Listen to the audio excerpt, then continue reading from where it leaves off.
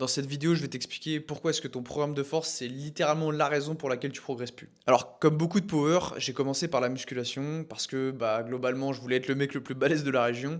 Et en fait, au bout d'un moment, forcément, les progrès ralentissent. Et donc, c'était difficile pour moi de me fixer des objectifs concrets. Et je me suis dit, bon, bah très bien, un sport qui me permet d'avoir une progression vraiment mathématique, etc. Je trouve que le fait de pouvoir vraiment chiffrer sa progression, ça rajoute du concret et ça te motive à aller chercher beaucoup plus, tu vois. Et donc forcément, contrairement à la musculation, le power c'est quand même un peu plus compliqué. En musculation, évidemment, il faut que tu aies le bon nombre de séries, etc. Mais globalement, à partir du moment où tes exercices sont bien choisis et que tu pousses tes séries suffisamment proches de l'échec, a priori, tu peux quand même te débrouiller, tu vois. Et donc en force athlétique, j'avais cette donnée en tête, que évidemment, celui qui est le plus balèze souvent, c'est aussi celui qui est le plus fort. Mais la donnée de la masse musculaire, c'est pas du tout la plus importante. Et surtout, il n'y a pas que ça en fait. À côté, donc forcément, il y a la composante skill parce qu'il faut être fort sur une rep. Si tu es le meilleur sur 10 reps, c'est pas dit que tu sois le meilleur sur une rep. Et il y a la composante technique. Alors ouais, en musculation, la technique c'est important, mais en force athlétique, c'est vraiment quelque chose qu'on cherche à pousser à son paroxysme. Et là où en muscu, tu peux réussir à maîtriser les mouvements ou en tout cas les faire à peu près correctement au bout de 1 à 2 ans, en force athlétique, ça peut prendre beaucoup plus de temps si tu es moins doué. Et du coup, forcément, avec toutes ces données, je savais pas trop où donner de la tête, donc je me suis dit, je vais chercher programme de powerlifting gratuit sur internet. Donc j'en ai essayé des tonnes. J'ai essayé celui des athlètes les plus forts, j'ai essayé celui des coachs les plus connus, celui des influenceurs les plus connus, et ça m'a fait progresser pendant un moment. Et donc ces programmes, je les ai fait et refaits, mais au bout d'un moment, ça marchait plus du tout. Et si tu regardes cette vidéo, il y a de grandes chances pour que ça soit un petit peu le cas pour toi aussi. Je vais t'expliquer pourquoi. En fait, ce qu'il faut comprendre, si tu veux, c'est que un programme en force athlétique, en fait non, on va recommencer.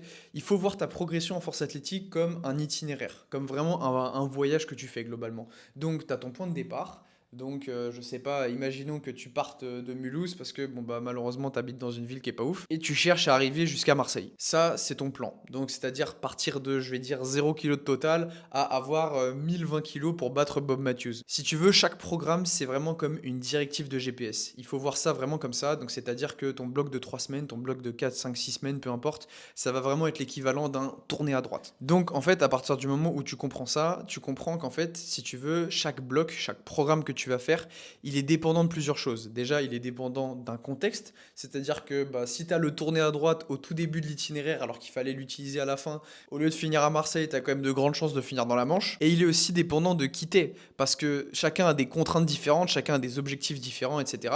Et donc par exemple, si tu pars de Mulhouse et que ton voisin il part de Lille, ou alors qu'il part de Barcelone, je dis une bêtise, bah forcément l'itinéraire va pas du tout être le même. Donc peut-être que le tourner à droite, il aura pas du tout le même sens. Donc c'est vraiment important de comprendre que le programme, il doit être adapté à la personne. Donc évidemment, il y a le point de départ, mais il pourrait y avoir un tas de contraintes. Si je garde l'analogie du voyage, si tu pars en train, si tu pars en voiture, si tu vas à pied, en bateau, évidemment, c'est pas du tout les mêmes contraintes. Combien d'heures tu peux voyager par jour, quel est ton budget, etc. Tout ça, on pourrait faire des analogies avec en power, par exemple, je sais pas, ta morphologie, combien de fois tu peux t'entraîner, quels sont tes retards en termes de groupe musculaire, est-ce que tu as des gènes, des douleurs, etc. Donc ouais, c'est vraiment hyper important de comprendre que le programme, il est vraiment individualisé à une personne et à un contexte.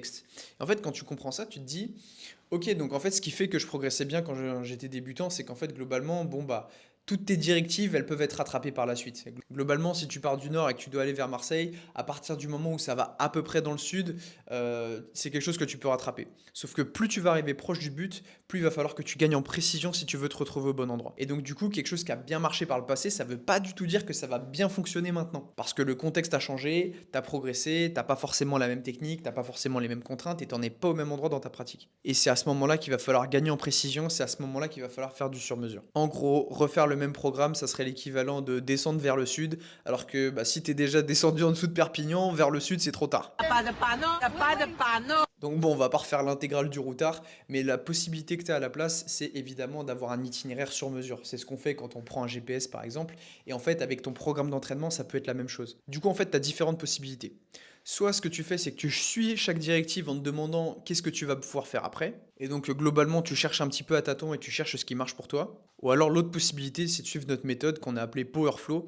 Et en fait, si tu veux, l'idée, c'est d'avoir vraiment quelque chose qui s'adapte à chaque fois par rapport à ce que tu as fait avant. Donc en fait, au lieu de changer un tas de paramètres au fur et à mesure que tu avances, ce qu'on fait, c'est qu'on se base sur les résultats que tu as eu sur le bloc d'avant pour créer celui d'après. Donc du coup, avec ça, tu as différentes possibilités. Soit ce que tu fais, c'est que en fait, tu vas d'étape en étape en cherchant à chaque fois un petit peu au jugé ce qui fonctionne pour toi. C'est-à-dire que tu vas dans une direction, si tu vois que c'est pas la bonne, tu reviens en arrière, tu testes une autre direction, etc. Le problème avec ça, c'est qu'effectivement, ça marche, mais ça prend énormément de temps parce que il y a beaucoup d'essais-erreurs. Et en fait, à chaque bloc, t'es pas certain que tu vas progresser. Et l'autre possibilité, forcément celle que je trouve la meilleure, c'est d'utiliser la méthode Powerflow. C'est une méthode qu'on a créée avec Extreme Strategy. Et si tu veux, l'idée, c'est d'avoir un système de prise de décision qui te permet de créer des programmes sur mesure à l'infini.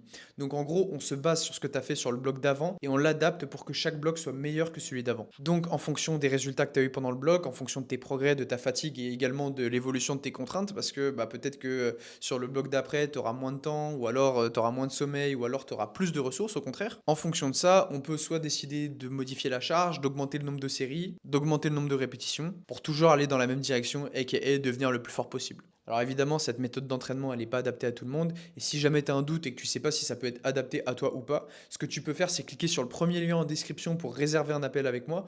On va voir globalement où est-ce que tu en es, où est-ce que tu as envie d'aller, ce qui te bloque, et voir si on peut utiliser la méthode ensemble. Et si tu es comme moi et que tu es un peu plus introverti, ce que tu peux faire, c'est tout simplement m'envoyer un message sur Instagram pour voir si je peux t'aider. Merci d'avoir suivi la vidéo jusqu'ici, n'hésite pas à mettre un petit like pour nous soutenir et un petit commentaire, et on se retrouve bientôt.